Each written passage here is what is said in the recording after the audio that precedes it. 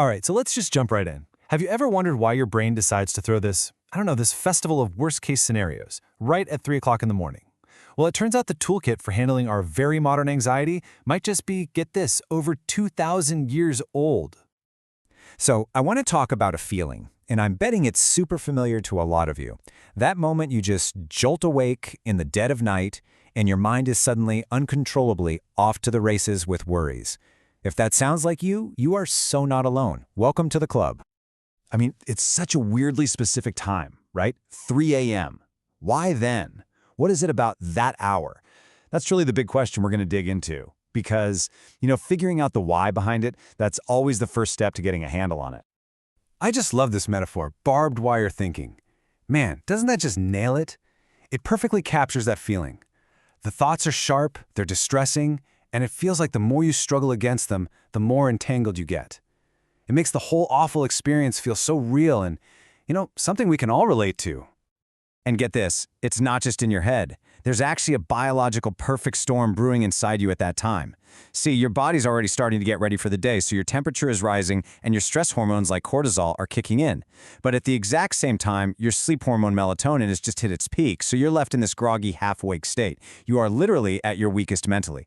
And that's why it's not problem-solving, it's just worry. It's problem-solving's evil twin.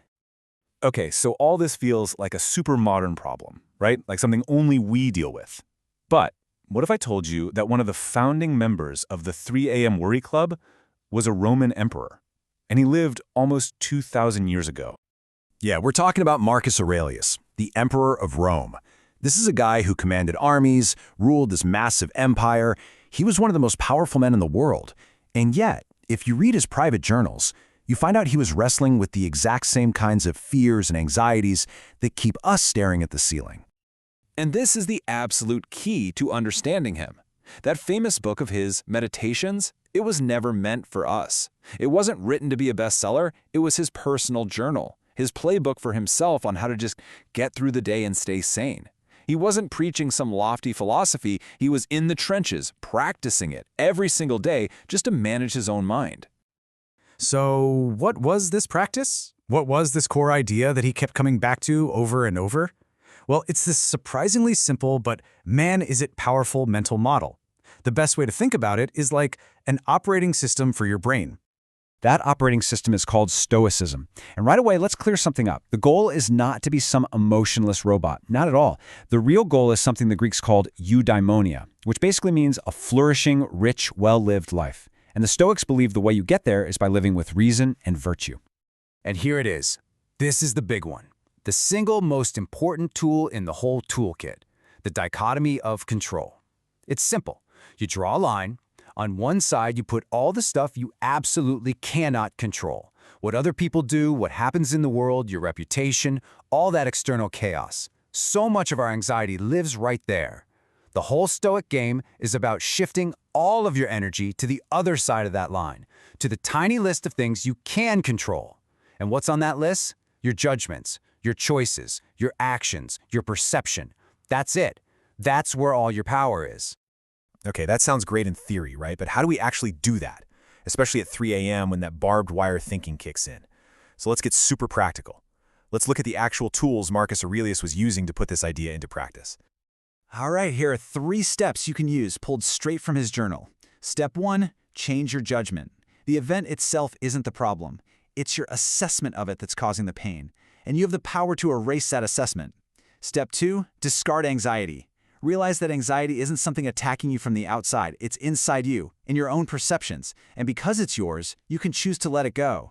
And step 3, don't add stories. An event is just an event, a fact. Don't pile on this whole dramatic narrative that turns it into a catastrophe. Now, I know what some of you might be thinking. Okay, this all sounds nice, but is this just some ancient self-help fluff?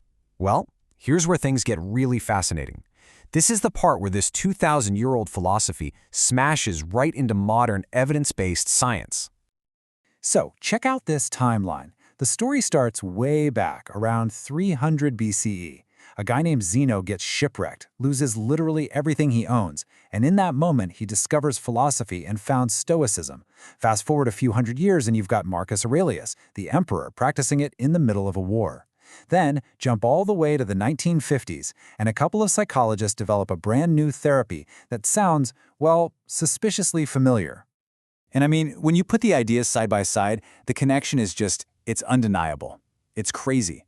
The Stoic idea that our destructive emotions come from our own false judgments, that is the absolute core principle of modern cognitive behavioral therapy, or CBT, the Stoic practice of analyzing your own thoughts and impressions. Today, we call that cognitive restructuring.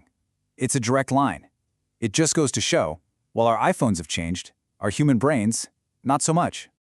And this wasn't some coincidence. It wasn't an accident. The guys who founded CBT, psychologists Albert Ellis and Aaron Beck, they were totally open about it.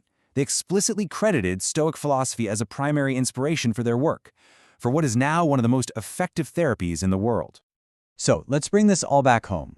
What does all this mean for you, tonight or the next time you wake up at 3 a.m. and the worry starts? It means you have a choice. It means you have this incredible power inside you, a power that even a Roman emperor had to practice day in and day out to master. This quote from Marcus Aurelius is it's everything. You can actually see him working it out in real time. He writes, "Today I escaped anxiety." Then he stops and corrects himself. Or no, I discarded it. Why the change? He explains, because it was within me, in my own perceptions, not outside. It wasn't some monster chasing him from the outside. It was something inside him. It was an internal choice. And man, if that's not the ultimate takeaway, I don't know what is. So that leaves us with one last, really powerful question for you to take with you. If the bad traffic, that stressful email, the uncertainty about the future, if none of those external things are the actual problem, then the only thing left that truly matters is this. What are you going to do with your assessment of them? The choice is yours.